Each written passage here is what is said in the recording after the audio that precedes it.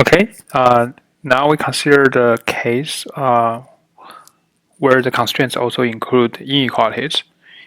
So previously we were considering the constraint minimization problems where the constraint is only equalities. But right now, with this inequality constraint, it will make the problem much more difficult to solve and much more difficult to analyze. But still, we can develop a sufficient condition for the optimal point or optimal solution of the problem, and also later on we'll develop sufficient condition for the optimal point or optimal solution. Okay, so the problem is given by the standard form where we're trying to minimize a objective function f subject to a bunch of constraints. This is the equality constraints as we saw before. This one is inequality constraint that is new here. So in practice, this f, the f is a scalar valued function, as we said before. The gi's are also scalar valued. This hi or hj, they are scalar valued. But the point right now is that we have more than just one inequality constraint, where so we have multiple of them, probably p of them. And also we have, as before, I have m of those equality constraints. Okay, so when we combine all those inequality constraints into a single function g, that means we write this g function as this g1. Everyone is a multivariate function, but everyone takes the real value as the function value. I said p. So this is in our p, right? And also similarly, we have h, and that is going to give us h1x, also up to hmx, and this is in Rm. Okay, so this part is the same as before. It's just that this part is new, and we want every one of them to be less than or equal to 0.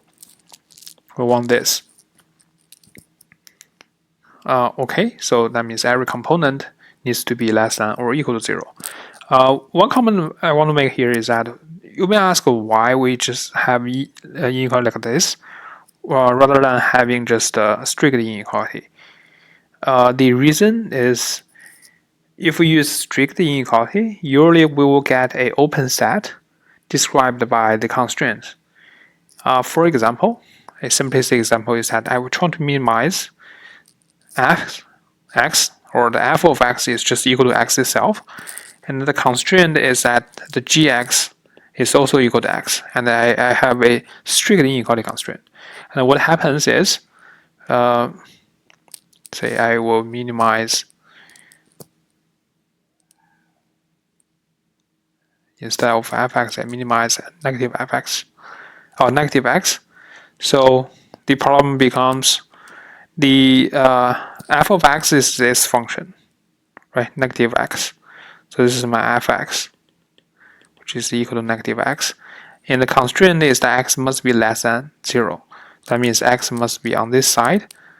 But it doesn't include this origin. So if I want to minimize this function over this open interval, I can never reach the minimum value because 0 is not contained. Right? That makes this problem, that makes no solution from this problem. And that is the issue. Why we want to avoid using strict inequality. Okay, but rather we use this. All right. But what if you really have a strict inequality? So I just need this gx 3 less than 0. So sometimes this strict inequality is replaced by this less than equal to, for example, negative epsilon, where epsilon is a very small, tiny positive number And you can make this epsilon very, very close to 0, so that this is approximately just equal to this. Okay, but you still want the inequality, you still want the less than equal to, like this kind of inequalities. All right, so that's a remark I want to make. So now consider that we have such a problem, and the constraint set is described by this inequality and the equality constraints as before. So this is the set that we're trying to find our minimizer over. All right, and now let's consider how what conditions can we use to characterize the minimizer. Before that, the one definition we want to make is that these inequalities, you can imagine that the sum of them may be just equality. So when you reach to a point x, you can check the value. You can plug in x into this g, and you see that you have a bunch of values like this, right? And then you can check which one is actually equal to 0, which one is strictly less than 0. And we'll call those constraints that are equal to 0 as active, and those that are smaller than 0 as inactive. Okay, so for example, if I reach to a point x, and I plug in x and see that g1 of x is equal to 0, then we see that this first constraint is active. And if I plug in, say, I plug in x into the last one, I see this is less than 0, then we'll say this last constraint is inactive. The reason for this is because, let's say that we have a point. So this point is living on, for example, g1 of x equals to 0. So the g1 x equal to 0 is, for example, is specified by this curve, and this g2 x equal to 0 specifies another curve. Okay, on this side,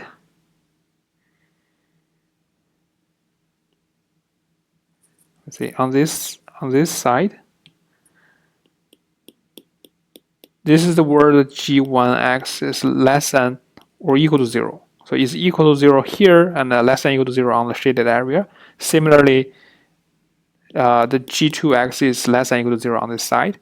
It's equal to 0 on this curve, on this surface, but less than 0 over this shaded area. So if you want, and we have another constraint, say g3. So this is g3, for example. Okay, and again, is equal to 0 here and less than 0 here. Okay, now I'm focusing on this point. I know this is my x. This point is my x. I'll check which one is active, which one is inactive. And apparently, this constraint is active because this x is living on the surface. It's equal to the g1 of x is equal to 0. And also it's active for g2. But it's inactive for g3 because the g3 of x is less than 0. It's g3 of x is equal to 0 here, but it's less than 0 here. Okay, so it's less than 0 here because we always assume that this g, f, h, they are continuous functions. So if it's less than 0 here, that means within the neighborhood of g3, it's always less than 0. As you can see here, this ball is inside this domain, inside this area. So it's always 0 near the neighborhood of x.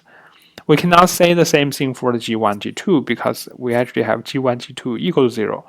So when you move a little bit, you could violate the constraint, but it's not the case for g3 since we're already in the interior of this g3 less than or equal to 0 domain. Okay, so that means we can find an area that is negative for this. All right, so in this case, we call g1, g2 active and g3 inactive. Okay, so this is very important to deal with this inequality constraints because if we're looking specifically looking at one point, then we can tell which constraints are active, which constraints are inactive, and then we can only keep the active constraints, because like this two, and then we basically have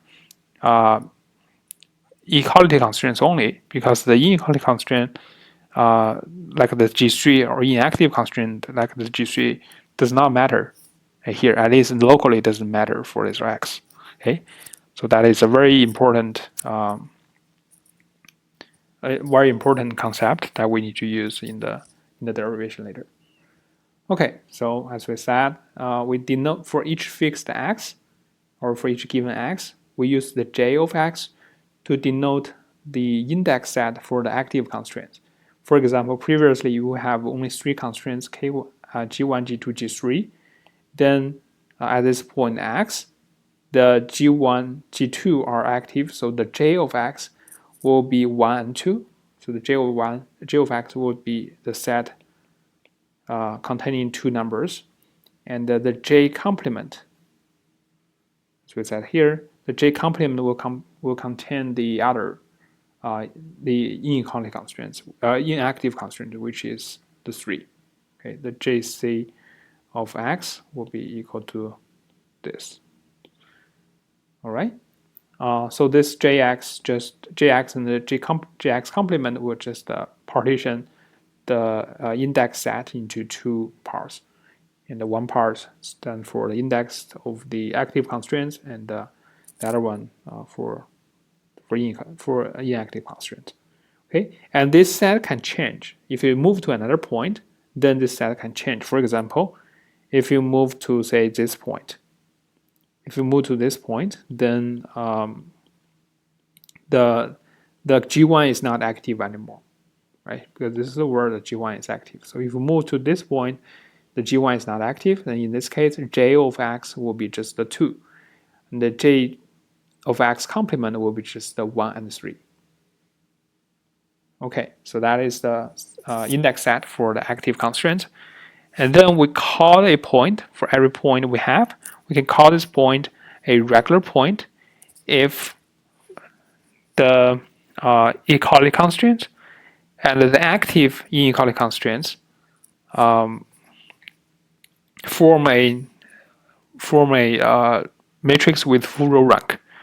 Okay, so what this means is, remember that basically if we are at point x, and the x is a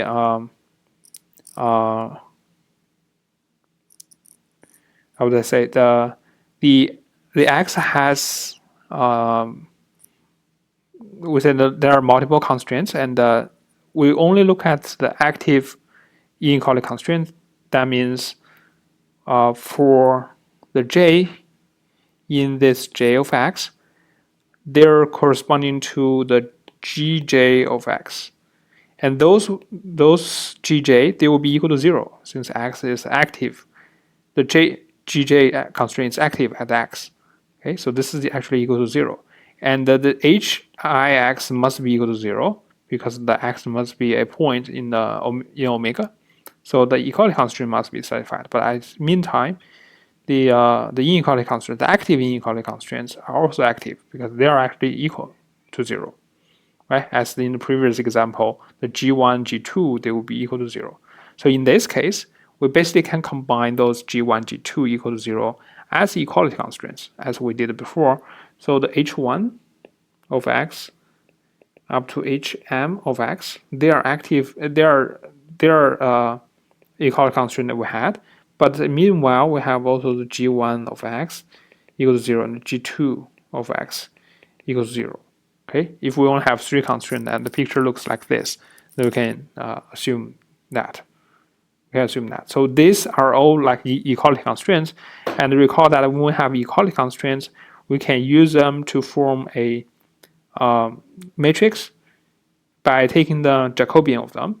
So remember that previously, if we only have equality constraints, then the h equals 0 is the equality constraint, or hx equals 0 is the equality constraint. And then we know that this is just equal to, say, h1 of x all the way to hm of x. Right? And then we consider the Jacobian of this h, which is dh of x, and that's taking the gradient of each of those hi's, so that the gradient of hi, h1x and this form a row vector. We'll use this to form a row vector, and then eventually the last one gives a row vector, right? And this is the, as we said, this is the m by m matrix. Right now, the only difference is that we also put this active constraint like this together with those h. So right now, I'm going to form this Jacobian where we first list all those equality constraints or gradient of the equality constraint functions, and also we have this G1, and then we have the G2. So assume that G1, G2 are the active constraints. So we'll form this. All right, and then you can see we're just adding a few more rows into this matrix, and then we'll check that this matrix has how many rows we have. It will be equal to the number of rows in H, and also the number of rows for G. But the number there will be the number of active constraints, which is the size of this J of X, right? So it's the size of the J of X.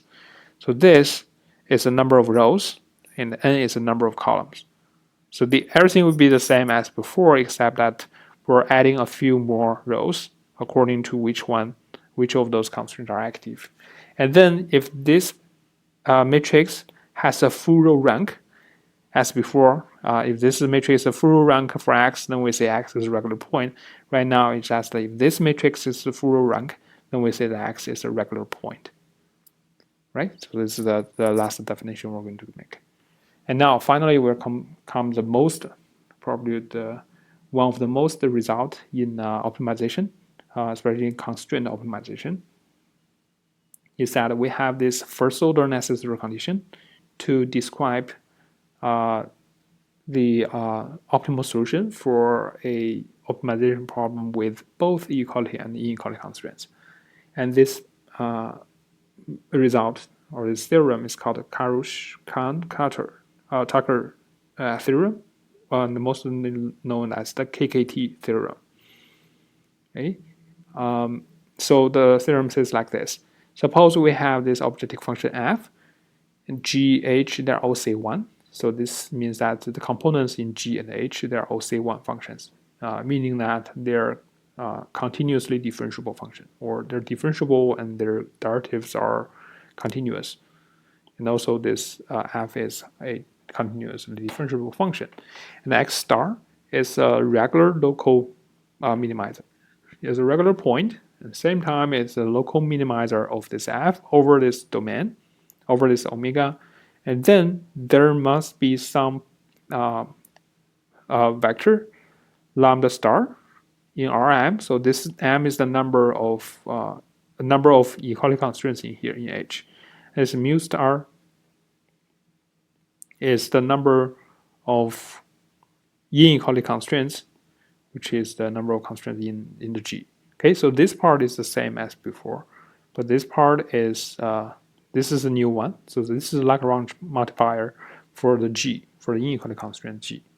Okay, and then what's good about this too is that if x star is a regular point and a local minimizer of f, then there must be such two vectors such that the following conditions hold. Okay, the first one, we'll say soon later that this part and this part, they are just the same as before, right? For the Kkt of the optimization problems with the equality constraints only. And this is new one, but it's pretty similar to this one. It's just I'm going to multiply this mu star, the new multiplier, for this dg. Okay, this is the Jacobian of the G matrix at the point x star. And this must be equal to 0.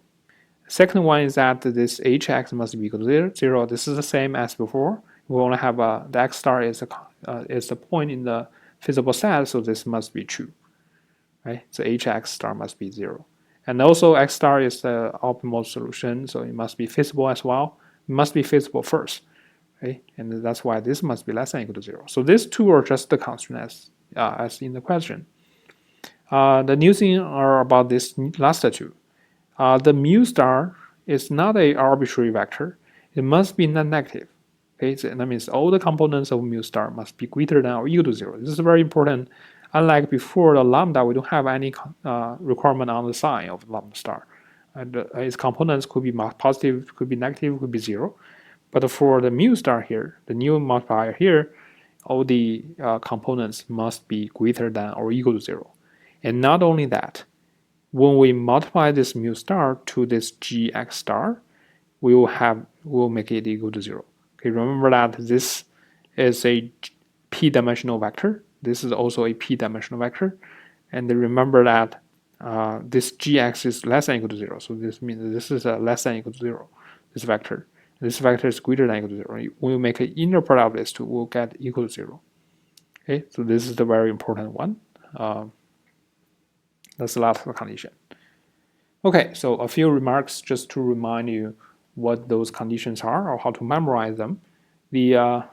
To memorize those conditions, the first thing is to write down this Lagrange function. So this Lagrange function is very similar as before. We use L to denote the Lagrange function. The x is the variable x.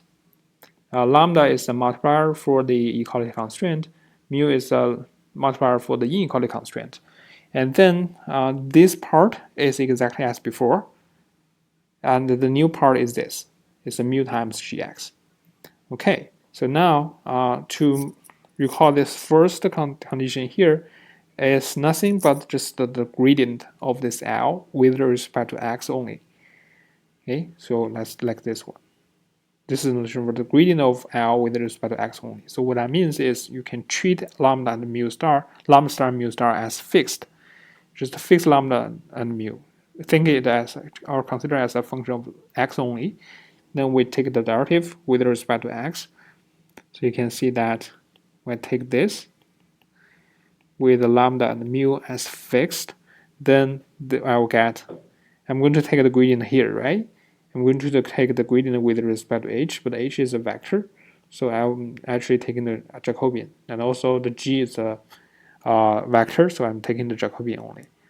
Okay, so this is what actually this means. When I take the gradient, so I will get the gradient of fx plus lambda transpose dhx plus mu transpose gx. Okay, so now just to remind you that this, or I should say transpose, this whole thing here is a 1 by n-dimensional vector. Okay, it's a row vector with n components. This is 1 by n. This is m by n. So this part with the transpose is 1 by p. And this part is the p by n. Okay, it's p by n. Sorry, this should be d of that. Should be d of that. Okay, so this Jacobian of G should be P by N matrix. Okay, so you can see that eventually you get a 1 by N matrix, which is a row vector, n-dimensional row vector. Okay, so this will be equal to 0. Okay, when we take that, that's exactly the first row here. Okay, now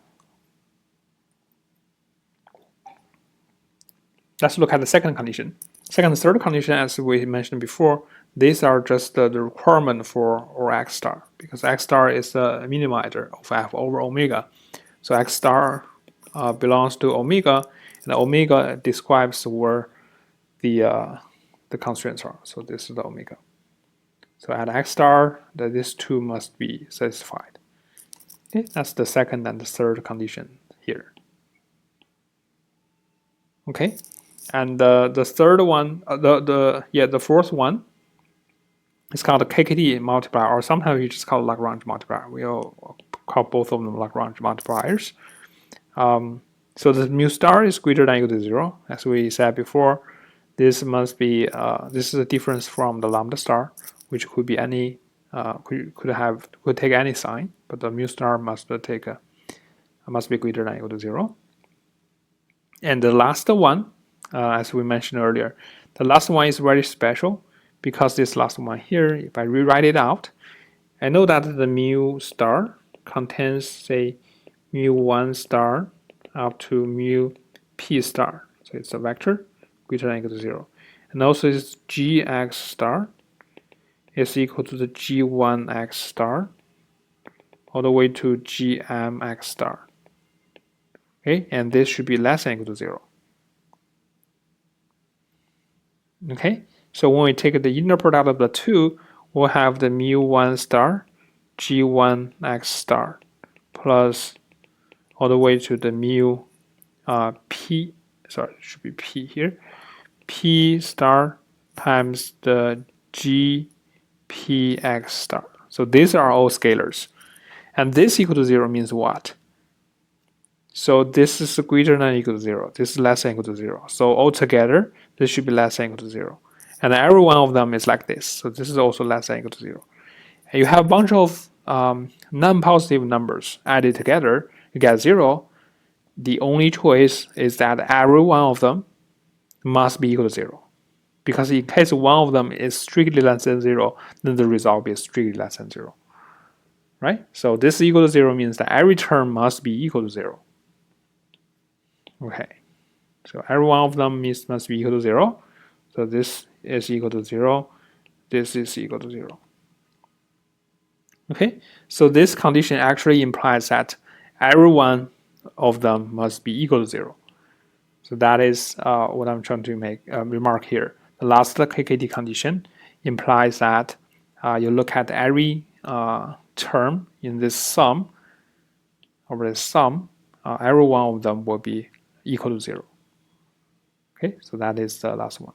And and also you can see that if at the point x star, the gj is inactive, meaning that this is strictly less than 0, then since the product of this one and the mu must be equal to 0, so we know that this mu j must be equal to 0, right? As we said, because the product of these two must be 0. So that's also a remark I want to make here. This, and we know that this is equal to 0. So if this is less than 0, then this must be equal to 0. Or if this is greater than 0, this must be equal to 0. Okay, they could be both equal to 0, but at least one of them must be 0. All right, what I'm trying to say here is that at least one of these two must be 0, and the same for the other terms. Okay, and that means if in case that x star, the gj is inactive x star, which makes this strictly less than 0, then the corresponding mu j star must be equal to 0. Okay, so this is the last Kkt condition. All right, so now let's go to the main part. We need to show why this is true. Okay, we need to show why this is true. Okay, so a large part will be similar to the Lagrange condition or Lagrange theorem we derived earlier for equality constraint problems. But the problem will be a little bit more complicated here, since we also have the inequality constraints.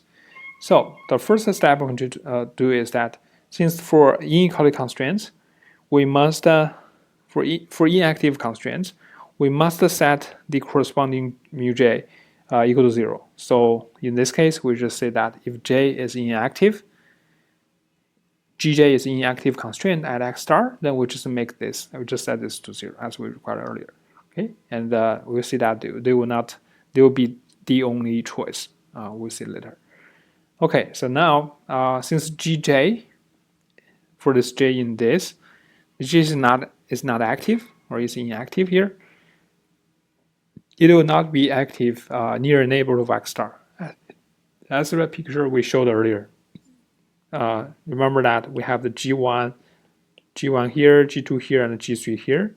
So if this point x star here is the constraint G3 is not active here, that means that within the neighborhood of x star, the G3 is not active either. All right, so that means that in the neighborhood, I can freely move around near the neighborhood of x star. I will not violate the inequality constraint or inactive constraints. Because those inequality constraints will be still satisfied and they're still inactive. Okay. So and also that because x star is a regular point and it's a local minimizer in omega, and that means we know for all the constraints, for all the active constraints, that means the j is in the set of active, in the index set of active constraints, and those gj's are equal to 0. Like the previous example, the g1, g2 are equal to 0. And g3 is ignored here because it is inactive, and all those equality constraints are still remain here because they always need to be satisfied. Okay, then I will define the omega prime as this, as this set. So what the meaning of this? This is a subset of omega, the original omega. So this means the omega prime, or the omega prime here, is a subset of omega. The reason is that for omega, we only need this. I want to say, well, it's not exactly a subset. Well, it is. So I should say that x is already in omega. So I'm only concerned with those x that is already in omega. At the same time, this is equal to 0. Now, why this is a subset of omega here is because remember that the originally in omega, we only want this to be less than or equal to 0. So if it's okay that this is equal to 0, but it's less than 0 is also okay. That means if the point x is in omega prime, it must be in omega. Okay. And on the other hand, there could be also some point that is in omega but not in omega prime, because for example, those points where the hx is equal to 0 but the gj of x is strictly less than 0. Okay, those points are in omega but not in omega prime. So this is just a proper subset of omega. Okay, now this is a proper subset of omega, and x star is the minimizer of f over omega. Then it must be also a local minimizer for omega prime. Like we said, that say if this is the omega and this is the omega prime, and I know that there's a point x star here that is a local minimizer for omega, then it must be a local minimizer for omega prime, right? Like that's straightforward. Okay, so we know that x star is a regular point and local minimizer for omega prime. The reason, as we said, is that if we collect all those equality constraints, so first of all, x star is a is a point in omega prime. It's a local minimizer over omega, so it is also local minimizer over omega prime. And at the same time, it's regular. The reason is when we combine those equality constraints, we take the Jacobian, and we realize that x star is we assume that x star is a regular point, meaning that when we plug in x star into the Jacobian, we will find a full row rank matrix. Right? That's why the x star is a regular point for this set as well, because these are exactly what the equality constraints we need to verify that point x star is a regular point. Right? So that's the preparation we're going to make, and then. Okay, since this omega prime, it only contains the equality constraints. Only contains the equality constraint like this. So at least locally near the x star, we can apply the Lagrange theorem we developed earlier. We know that there exists. You can just treat this as equality constraint. They're not inequality constraints anymore. So they're just behaving like the same as this h. So now we can introduce the Lagrange multiplier. Which contains not the lambda for this part, but also the lambda for this. But we're going to call those lambda for this gj to be the mu j. Okay, so the lambda star is still for the h, the mu j star is for this gj. Okay, and we will see that this will be equal to 0. Okay, so apparently we only define those mu j's for the active constraints, and there are also a few mu j's that are for the inactive constraint, but as we said at the beginning, we assume they are 0. So they will not, when we have those, when we multiply those, we'll put those mu into this mu star. So right now this mu star contains, so for example, we have the 3 constraints, and the first 2 are active, the last one, the third one is inactive, as we showed in the picture before. Then this mu1 star mu2 star will be similar to the lambda star because there are 4 active constraints, and then my mu3 star is already equal to 0.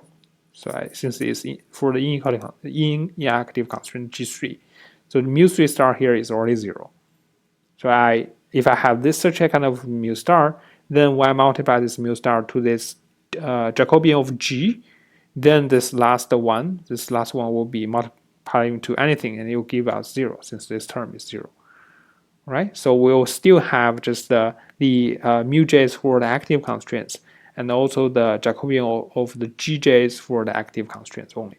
Okay, because the others are, although we put them here, but those are just 0. All right, so that's the inequality that we need to get. Okay, that's the first one we need to get. And the only thing left, we partly know these two are true because that star is local minimizer, so it has to satisfy these constraints. And the only thing that we need to verify is that this is this two. Okay, the only thing that we need to verify is this two. Okay, so now we need to show mu j star is greater than equal to 0. Okay, so apparently, since for the active constraints, the gj of x star is already equal to 0, as I said, it's already like in this. So the gj of x star is already equal to 0. So when we multiply the mu j star to it, it must be equal to 0. So we actually have this last one as well already. And so the only thing left is to verify this one to make sure that the mu stars are all greater than equal to 0.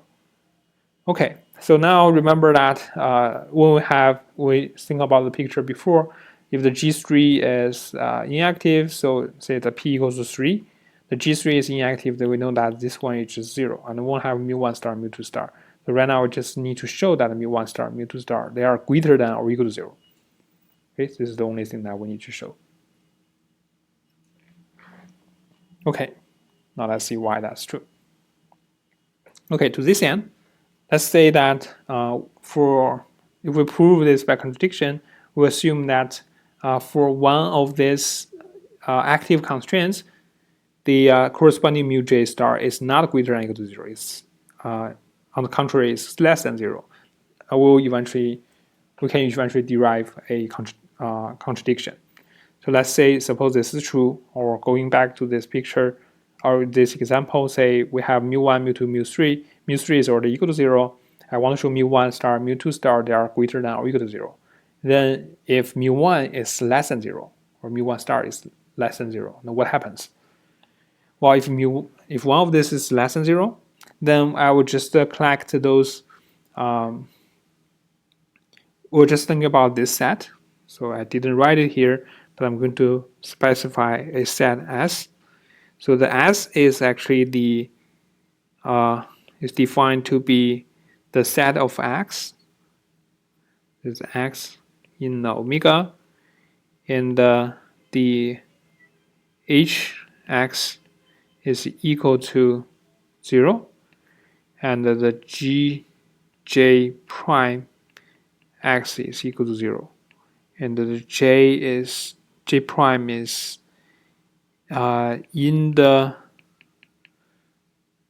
Gj prime is active constraint, but the Gj prime is J prime is not equal to J. Okay, so I just collected those that are active constraint, but also is not equal to this specific J here. I just collect those. So going back to the previous example, so say I have mu1 star, mu2 star, mu3 star, right? And if mu1 star is less than 0, if mu1 star is less than 0, I want to derive a contradiction from that. Then I will just ignore this, since mu1 is less than 0. I will put only G2 into this constraint, into this S bar. So this is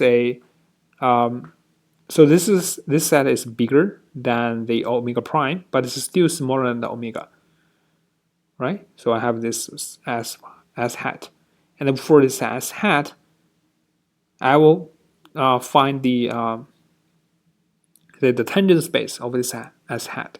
So the tangent space of S hat, as we said before, is the all the y's that are perpendicular to the gradient of each one of them.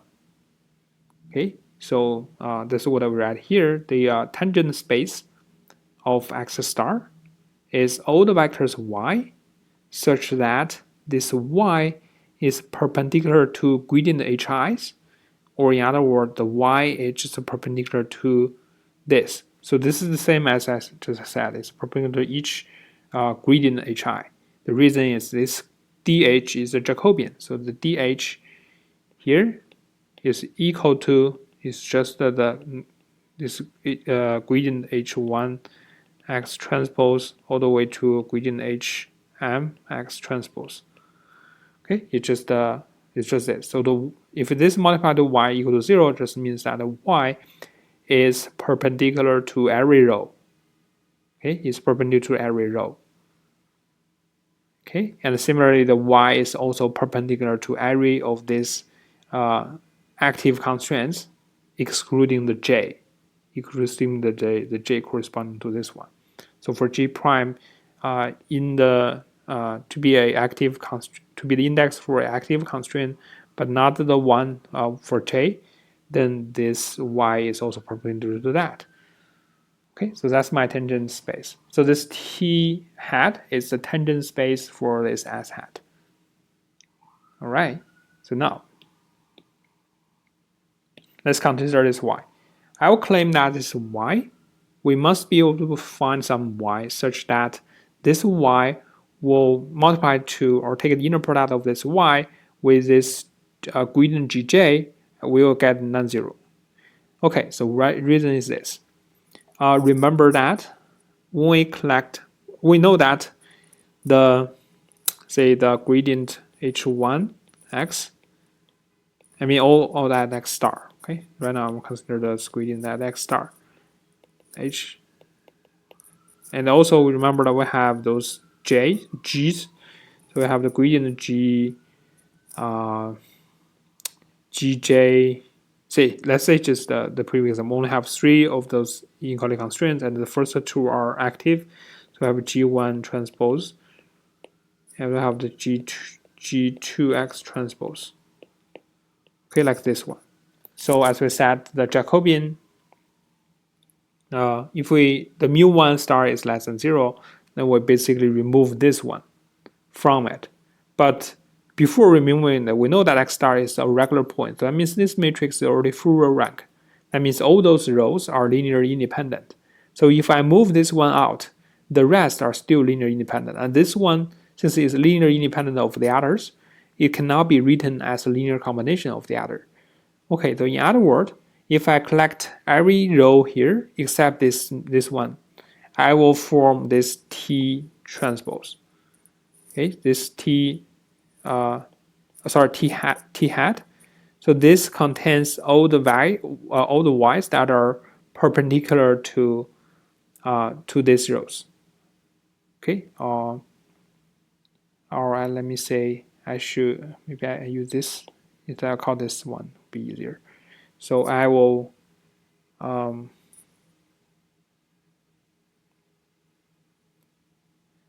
I'll draw this one as span of the first row, second row, over to the mth row, and also the G2 row. So just what this space means is just the linear space is spanned by all the rows here except this one. Okay, except this one. So all the rows here except this one, I can form a subspace just by taking linear span of them. All right, and this one that I just erased, since it's linear independent of others, so it must look like this. So this must be G1 next. Okay, because it's linearly independent of others, so it cannot lie in the space. It must be pop out. Okay, since it's pop out, I know that I must be able to find some y that are perpendicular to this span. At the same time, it can be say for example on this direction. It's perpendicular to this. So this dimension is, since I can only draw up to 3 dimensions. So the y will be living on this vertical line because it's perpendicular to the T transpose. Sorry, it's perpendicular to this span. And the perpendicular to this span means that it is T hat. So this line here is actually T hat x. Okay, it's actually T hat x because any vector living on this is perpendicular to the vectors in the plane, and this plane is spanned by those things. That means this vector, any vector living on this line, will be perpendicular to all those rows, okay, which spans this space. All right, so that is this line is the T hat. Since this gradient G1 is popping out of this plane, so I know that I must be able to find some y such that the inner product of the y and this gradient G1 is non-zero. For example, as you can see, it doesn't matter which one I'm going to take. If this is the y or this is the y, the inner product of this one and this vector will be non-zero. Okay, so that is the picture here. So generally what it means is if for any y that is perpendicular to this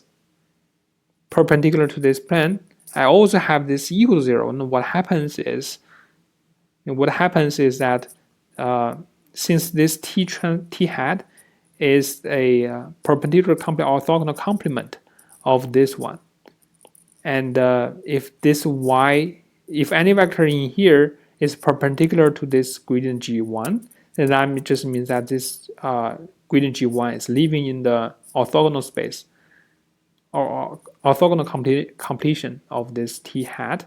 But the orthogonal completion of T hat is this span. And if it's in the span, that means this gradient G1 it can be spanned or can be written as a linear combination of the vectors here. And that means this one is not really linearly independent of the other rows.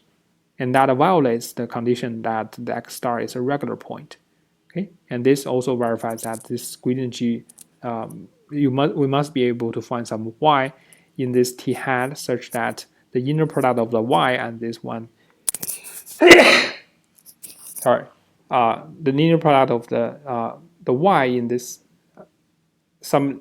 the inner product of the y and this vector, inner product of this y and this vector is non-zero. And if it's non-zero, then we know that we can always choose one. For example, if y times the inner product of y and this is less than 0, then it's okay. If it's greater than 0, then we just take a negative y, right? Because it's living in this T hat, which is a linear space. So I take a negative y, still in the space, and that will make this less than 0. Okay, now that what happens is now we found such a y. We know there is the existence of such a vector y that is living in this space, and at the same time we multiply the y to this gradient Gj. This j is that the one that was assumed corresponding to the mu j star that we will assume to be less than 0. Then that will be also less than 0. Right? That's the condition that we chose the y, or that's how we chose this y, or how we show the existence of such a y. And now for this, using this y, we can multiply this y as a row vector to both sides of this equal to 0. We know this is equal to 0 already. Okay, this is something we already know from the previous slide. We know this is already equal to 0. So we multiply the y to both sides, we still get 0. Right? Just multiply a vector to some 0 vector, we still get 0.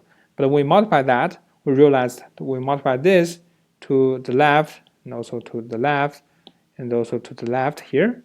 Let's see what happens. So apparently the first one just gives us the inner product here. The second one will have the y transpose.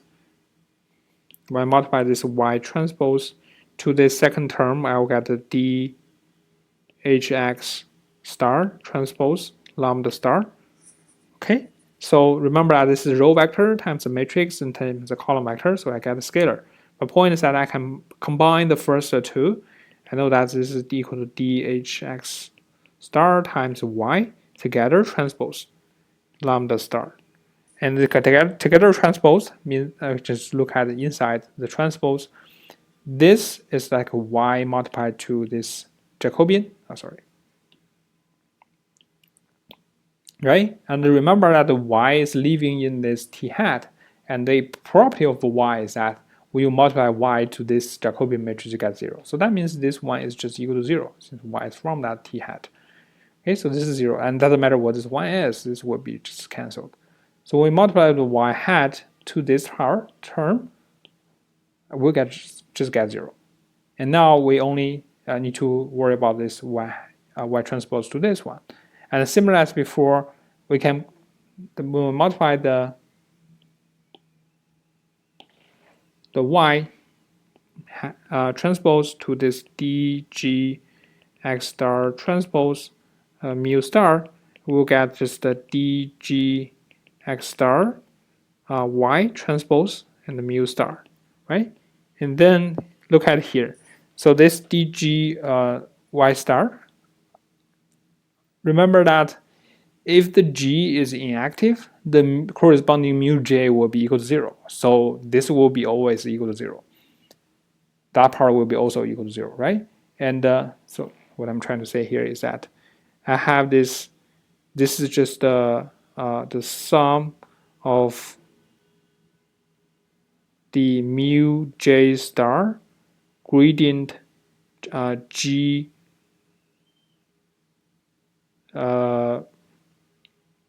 gradient g of gj x star times the y. So I can take a transpose here, 1 to p. So what I mean here is that remember that this is just give me a scale, give me a vector, which is the gradient g1 times y, gradient g2 times y. So those is a vector formed by this number. So it starts just like this. Okay. So first, when I multiply the first row to y, I'll get the when I multiply the jth row of this Jacobian matrix to y, I'll get this. And then that'll give me the jth component of this vector. And then when I make the inner product of this one and this mu star, I'll know that it's the mu j star that is multiplied to this component, and then I take the sum. Okay, so this is just equal to that. This here is a column vector. This y is a column vector. But I take the row, so row vector of this, so essentially just the inner product of it's just inner product of these two vectors. Okay, so this gives a scalar, and this also a scalar. But the point right now is that if the j is inactive, then the corresponding mu j is equal to 0. So it doesn't matter what this one is, it will be equal to 0. And for those active j's, now I know that the y is perpendicular to the active constraint or gradient of the g's with active j prime. And so those terms are 0. The only thing that could be non-zero is for the j prime equals to j. Okay, is for the gradient of gj. So that is the only one. So when I multiply that, the only one term that it could be non-negative is this one. Okay, so that's the mu star j. This j is corresponding to j here. Okay, then I have this term, which is scalar.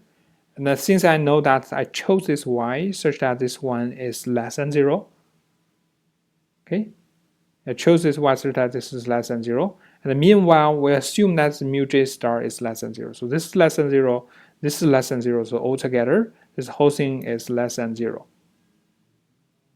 Okay, sorry, the whole thing is greater than 0. Since this is less than 0, this is less than 0. So two negatives becomes positive. So this whole thing here must be positive. So this positive means that this whole thing here is greater than just this term itself. Okay, so now we have this. We know that x star, we have this result. Now, we know there exists a x is a curve such that it is a curve on this, I should say it's a curve on omega, not omega prime.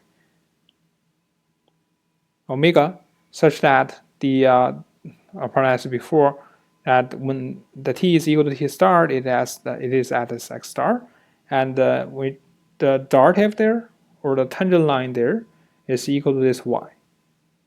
Okay, is equal to this y, this specific y here. The reason is that this y is in this tangent space, and this is a we said this is a subspace. Oh, sorry, this is the tangent space of S hat, but S hat is in omega. Okay, so that's why this y will be a valid tangent space, or will be a vector in the tangent space of omega. So that means we can find such a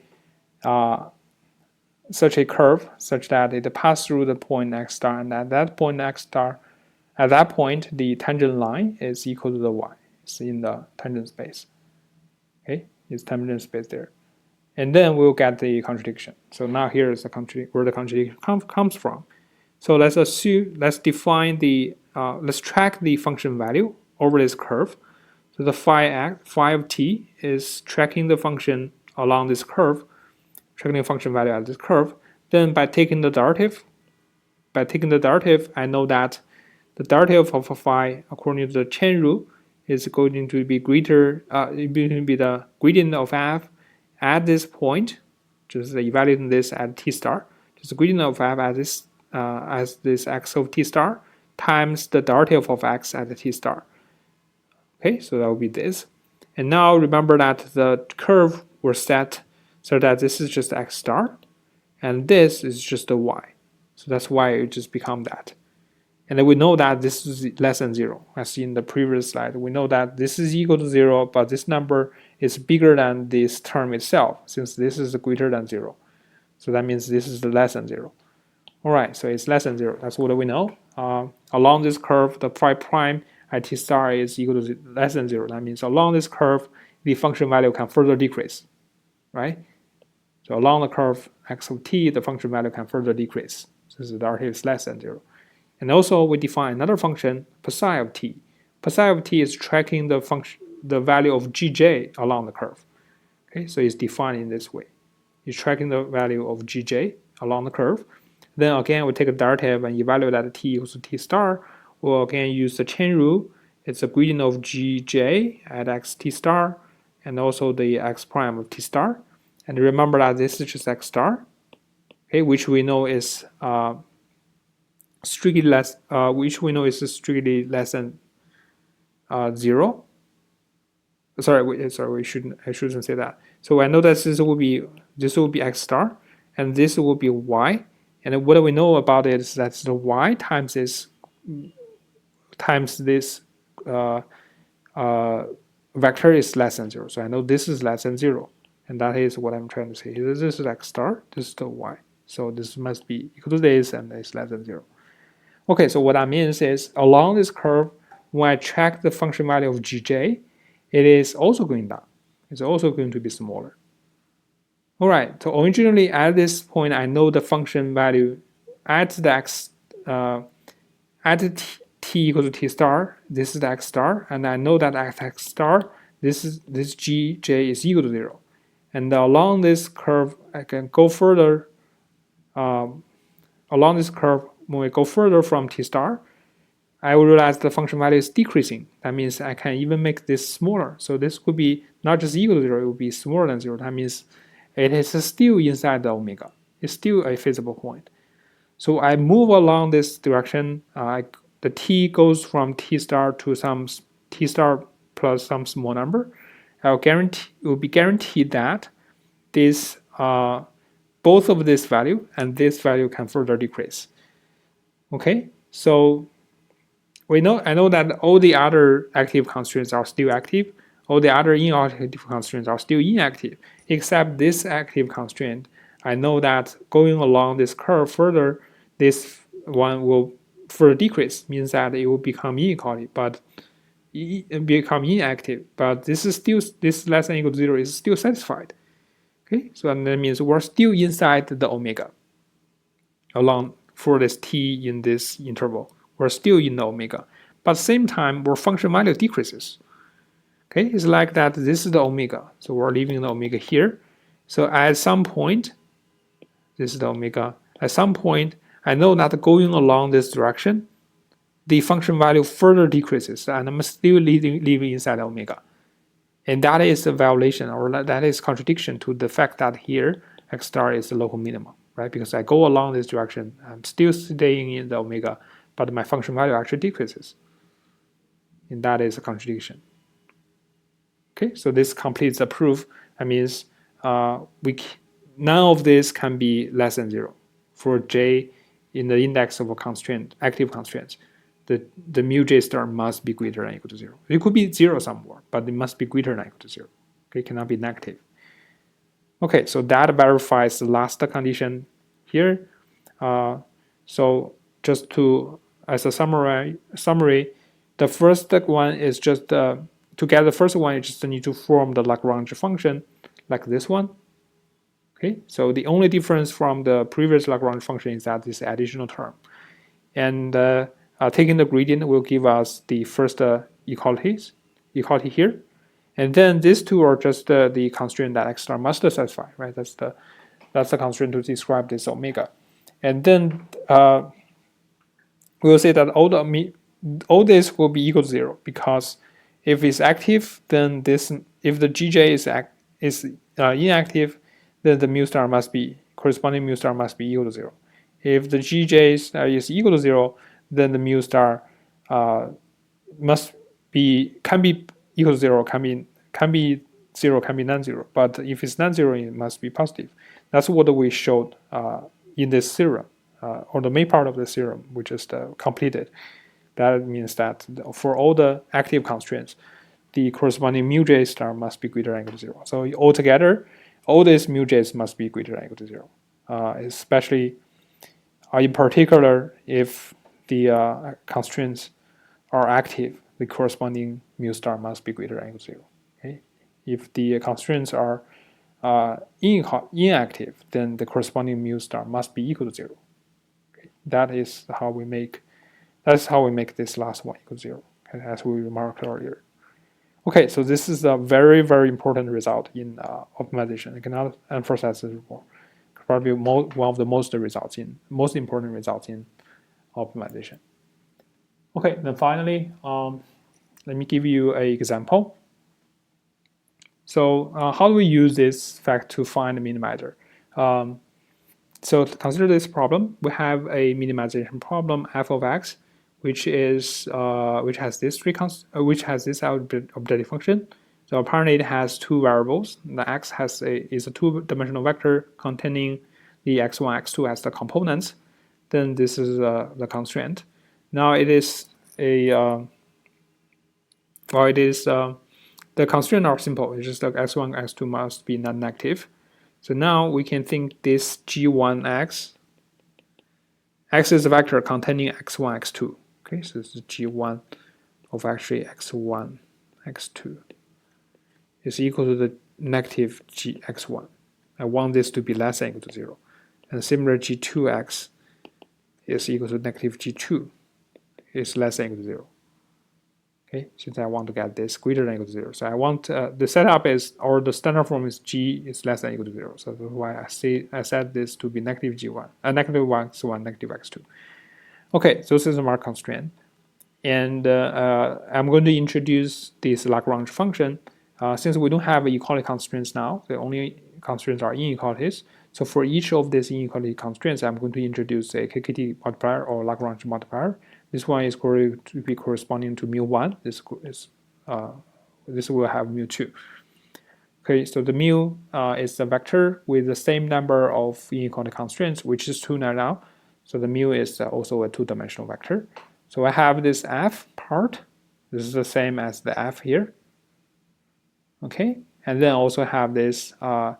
Remember that I need to have g1 times mu1 plus g2 times mu2. But the g1 right now is just negative x1. So this part, or at least this part, was originally from this mu1 times g1x. But the g1x, as we said, g1x is just negative x1. So that's why this becomes that. Okay, similarly, this is just the mu2 times g2x. Okay, so this is the Lagrange function. And then we have the Kkt condition. So now remember that the first one always came from the gradient of this L with respect to x. So, or in other words, we need to take partial derivative with respect to every x. So when we take the partial derivative with respect to x1, then we will have 2x1. Just read this one corresponding to that. 2x1, x2, minus 3, mu1, negative mu1. I have the mu1 here, so it should be negative here. It should be negative here. Mu1, and then we take the gradient with respect to mu2 to x2. Then we have 2x2 corresponding to this, right? And then the x1, which is this one, and then take the gradient of this with respect to x2 is gone, and then the gradient with respect to this two, this one is just the mu2. Okay, so this is equal to 0. And then we also have the constraints for the hx equal to 0, gx is less than equal to 0. But the hx is, we don't have h now.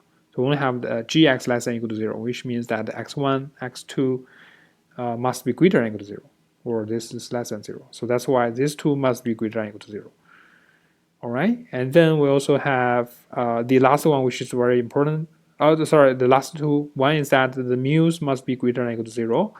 And also when we multiply the mu to g1, we know that this mu1 g1x plus mu2 g2x, it must be equal to 0. But this one is negative x1. This is negative x2. So we take a negative sign on both sides, we just get this one here. Okay, so now we need to solve for x1, x2, mu1, mu2 from this. Okay, and then if we find some point that satisfies all these conditions, then we set the point is Kkt point. And this Kkt point will be a candidate for a local minimizer. Okay, just like that. When we find the x such that gradient f of x is equal to 0, then we know that this x will be a candidate for our local minimizer. It could be a local minimizer, it could be a local maximizer, it could be a saddle point too, but it's a necessary condition. So it's a necessary condition. So that means if x star is a local minimizer, it must be from one of these points. Okay, so if point local minimizer must be a Kkt point, so it has to be one of these points. And now let's see that how to solve this. Well, although we list this, it's not easy to solve in general. The reason is, imagine that we have 4 unknowns, x1, x2, mu1, mu2. So if we have 4 equality constraints, we're quite likely to find this point. But right now we don't really have that many constraints. We only have 3 of them. Only these 2 are equality constraint, and this one is equality constraint. This one is inequality, so it's actually very flexible. It didn't tell us what those values should be. It just needs them to be greater than or equal to 0. So it seems that we don't really have enough conditions to solve. Okay, so it's like that we have one equality constraint. We know that it's living on here. We have another inequality constraint. We know that it's living here. Then it's easy to find the common point. But right now, say we have one equality constraint, but we have another inequality constraint, which means that as long as it's living on here, it will be fine. Then it's really hard to determine one point because all these points are satisfy this equality constraint and inequality constraint. So the inequality constraint gives us lots of flexibility, but it's not a good thing because it allows infinite many choices usually. So we cannot really use that to solve the system. But what do we solve? In this particular case, or in some of the cases like this one, we have a chance to solve it because remember that this last one gives us very strong information, since that, as we said before, the mu1, mu2, they are greater than or equal to 0. The x1, x2 greater than or equal to 0. So in this case, as you can see, that both of them are greater than or equal to 0. Okay, and as we said before, if mu1 is greater than 0, then the x1 must be equal to 0. Okay, so that means for these two, at least one of them must be equal to 0. And for these two, at least one of them must be equal to 0 as well. Right? This is a very, although it doesn't tell us exactly which one should be 0 or not, but at least this is a very strong indication, or a very useful information that for us to find a solution for this system. Okay, and for example, in this case, we can consider a few cases. Say if x1 is, we say that if mu1 is 0, because I know that these two, at least one of them must be 0. So we can consider a case that mu1 is 0.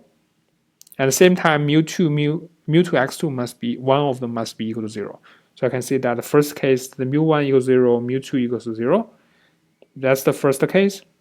And then second case is the mu1 equals 0, x2 equals 0.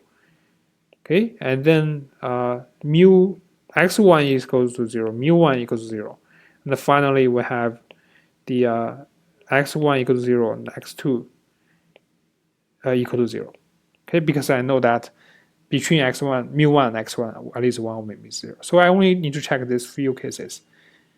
Okay, so for example, if mu1, mu2, they are both equal to 0, then we know that these two, this will be gone, this will be gone. Then we have a chance to solve for x1 and x2 and see if we can solve for it. And then we probably will, for example, in this case, we realize that's not possible. There's no way to find a solution for this. And then we can just say that it's not possible. So for example, let's say if that's the case, we will get, say if these two are just gone, then we'll if mu1 and mu2 are both equal to 0, then we'll see that we have 2x1 plus x2 minus 3 equals to 0. And we also have x1 plus 2x2 equals to 0. So for example, I can multiply the we can multiply the first, for example, second one by 2 and subtract it from the first one. So I have 4 here. And then by subtracting the second equation from the first one, I will get negative 3x2 minus 3 equals 0. And this tells me that x2 equals negative 1. But this will violate this condition here. x2 must be greater than or equal to 0. So that means this is not possible, right? This will not be possible. So we get the contradiction from this one, and then we start from checking this one, and see if we are going to get somewhere. And I think for this case, all these are not possible. Only this one can give us a possible solution. So for this one, the mu1 is 0, the x2 is 0, and the correspondingly, x1 and the mu2 are both equal to 3/2. So this is the only possible Kkt point. Okay, this is the only Kkt point. And this point will be a candidate for a local minimizer. So we can check the value there. Okay, and then we can check the value there. So I believe this one is actually giving us a minimizer. Okay, so that is the power of Kkt theorem, or yes, the Kkt theorem. But I have to say that in general, we may not be that lucky to find a solution, because if we have really high dimensional problem, then this last one, although it is very informative, but we have so many cases to consider. We have mu1, g1, one of them is 0, so there are two choices there. And if we have p of those constraints, then we will need to consider 2 to the p of those possibilities. But that is just exponentially high, exponentially large with respect to p. So it could be really difficult to solve. Okay, we cannot really consider case by case.